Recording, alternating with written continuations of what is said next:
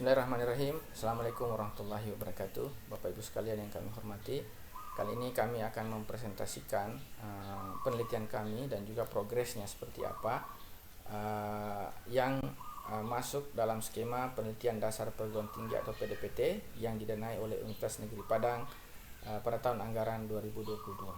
Adapun tim peneliti adalah saya sendiri selaku ketua, Andi Muhammad Irawan SSM Home PhD, kemudian Bapak Devi Kurnia Alamsyah SSM Home.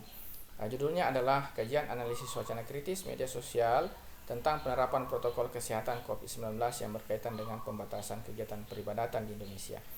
Kalau dilihat dari segi judulnya, penelitian ini adalah penelitian linguistik karena latar belakang kami adalah linguistik yang menggunakan salah satu pendekatan yang saat ini semakin banyak digunakan oleh peneliti linguistik ya untuk mengkaji masalah-masalah sosial politik dari sudut pandang linguistik tentu saja.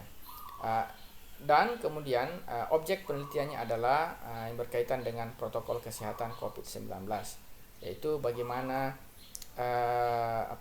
salah satu masalah atau salah satu aspek yang dibatasi dalam penerapan protokol kesehatan ini adalah kegiatan peribadatan di Indonesia. Dan sebagaimana yang kita tahu bahwa selama ini masalah ini atau isu ini menyebabkan pro dan kontra di tengah-tengah masyarakat. Nah, penelitian kami ini tentu tidak melihat dari sudut pandang kesehatan, ekonomi, politik, dan sebagainya, tapi kami melihat dari sudut pandang bagaimana konstruksi wacana tentang penerapan protokol kesehatan yang membatasi kegiatan peribadatan ini, terutama wacana yang menolak pembatasan peribadatan, kegiatan peribadatan yang selama ini kita kenal dengan istilah prayer from home, kemudian physical distancing atau prayer distancing atau mosque closing ya, penutupan masjid. Jadi ini menimbulkan pro dan kontra di tengah-tengah masyarakat dan tentu ini kontraproduktif sebetulnya ya, karena bisa menyebabkan polarisasi di tengah-tengah masyarakat.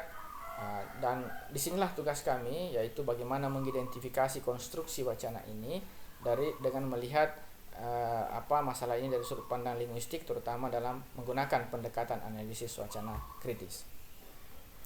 Ya, Bapak Ibu sekalian, adapun latar belakang penelitian ini adalah tentu saja sebagaimana kita ketahui bahwa virus COVID-19 itu pertama kali ditemukan di bulan Desember tahun 2019 di Wuhan, Cina, dan kemudian di bulan Maret 2020 kemudian oleh pemerintah Indonesia melalui Bapak Presiden Joko Widodo ditetapkan dengan status pandemi dan kemudian diikuti oleh berbagai macam kebijakan pemerintah untuk mengatasi persoalan COVID ini, mengurangi jumlah korban baik yang dirawat di rumah sakit maupun di korban jiwa. Dan salah satu kebijakan pemerintah adalah bagaimana menghindarkan masyarakat dari kerumunan. Nah, kemudian salah satu turunannya lagi adalah bagaimana kegiatan peribadatan untuk sementara waktu dibatasi karena bisa menimbulkan kerumunan. Itulah kemudian muncul istilah prayer from home, sholat dari rumah, kemudian prayer distancing, menjaga jarak di masjid.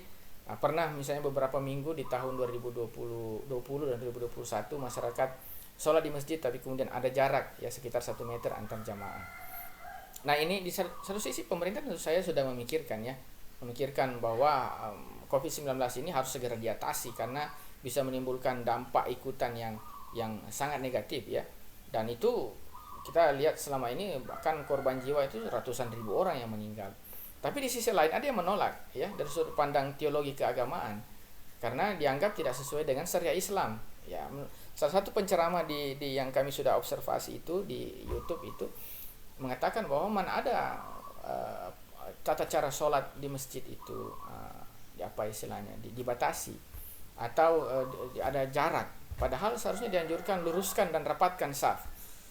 Sehingga muncul satu wacana global yang juga dipresentasikan dalam video tersebut oleh salah satu penceramah yang mengatakan bahwa ini ada unsur kesengajaan, ada semacam kekuatan besar baik itu individu atau maupun kelompok global yang berusaha untuk merusak akidah Islam dengan munculnya virus ini. Jadi virus ini dianggap bukan pandemi tapi disebut dengan istilah plandemic.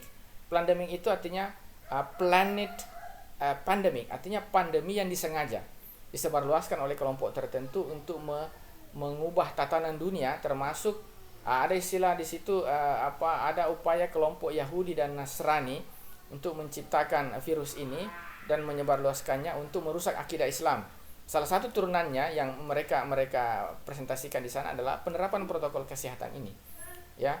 Jadi sholat dibatasi, kemudian muslim justru dianjurkan untuk tidak ke masjid, kemudian sholatnya pun di ada jarak gitu. Padahal dikatakan katanya dalam salah satu hadis itu bahwa ketika ada jarak di masjid, orang sholat itu yang isinya adalah setan gitu.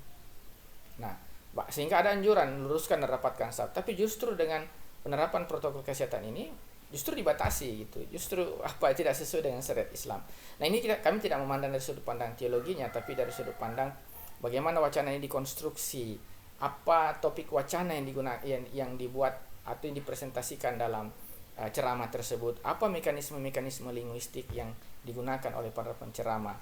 Nah, dalam salah satu pendekatan sosiokognitif kan dikatakan bahwa wacana itu bisa mempengaruhi pemikiran, sikap dan perilaku seseorang, disebut dengan discourse manipulation, memanipulasi pengetahuan seseorang. Sehingga ini bisa menjadi kontraproduktif karena masyarakat bisa terpengaruh untuk tidak menerapkan protokol kesehatan, dan itu bisa kita lihat dalam fenomena-fenomena itu dari tengah-tengah masyarakat kita. Ya, jadi ini menyebabkan polarisasi ya, mendukung dan menentang kebijakan protokol kesehatan. Jadi ada yang mendukung karena alasan kesehatan, tapi ada juga yang menolak karena alasan syariah Islam. Ya. Kemudian pertanyaan penelitian ini adalah bagaimana dan seperti apa konstruksi wacana yang dilakukan oleh para penceramah di media sosial untuk menentang ya. Jadi kami akan menganalisis dua hal. Yang pertama adalah mekanisme linguistiknya atau strategi wacananya. Yang kedua adalah topik wacana apa yang dikonstruksi dalam teks tersebut. Topik wacana ini bisa dalam bentuk beberapa sub-topik ya, yang kemudian akan dipresentasikan dan disesuaikan dengan mekanisme linguistik yang digunakan. Kemudian tujuan penelitian ini adalah mengidentifikasi mekanisme linguistik seperti yang kami sampaikan tadi, yang digunakan untuk mempresentasikan actors and action dalam teks-teks ceramah. Jadi dalam pendekatan recontextualization of social practice, beberapa elemennya itu dua diantaranya adalah elemen aktor dan elemen action. Jadi bagaimana aktor dan action itu dipresentasikan, direkontekstualisasi. Jadi bagaimana misalnya ayat-ayat suci Al-Quran, bagaimana kejadian-kejadian di masa lalu, bagaimana orang-orang tertentu dalam pemuka agama kita itu dihadirkan kembali dalam teks ini untuk menjustifikasi dan melegitimasi ideologi dari para penceramah dan kelompok yang diwakilinya. Kemudian metode penelitian ini adalah kualitatif deskriptif, mengintegrasikan dua pendekatan ya, pendekatan analisis wacana kritis dan pendekatan linguistik sistemik fungsional. Analisis wacana kritis di sini kami menggunakan pendekatan yang dikembangkan oleh Van Dijk, yaitu sosiokognitif, positive self and other presentation, yang biasa disebut sebagai ideological square. Yang kedua adalah systemic functional linguistic yang dikembangkan oleh Halliday, yang kemudian dikembangkan lagi oleh Theo van Leeuwen dengan istilah pendekatan recontextualization of social practice, yang pada penelitian ini akan berfokus pada representation of actors and action ya, actors and action. Jadi positive self oleh Van Dijk ini, positive self and other presentation itu di situ dikatakan bahwa dalam membuat teks itu teks producer baik itu dalam bentuk written maupun spoken itu akan mempresentasikan dirinya secara positif dan mempresentasikan lawan politiknya atau musuhnya secara negatif, apakah itu pemerintah, apakah kelompok lain yang bertentangan dengan ideologi mereka. Nah, mekanisme linguistik ini ada macam-macam, ada transitivity, ada nominalization, ada metafora, ada collocation, ada us versus them, atau yang disebut dengan social demarcation. Inilah kami yang akan identifikasi dalam penelitian ini. Kemudian luaran penelitian ini adalah jurnal artikel yang akan diterbitkan pada jurnal internasional bereputasi, yaitu jurnalnya Discourse, Context and Media. Dia masuk kuartil 1 yang diterbitkan ya oleh Elsevier. Nah, artikel kami ini sekarang sudah 65% selesai.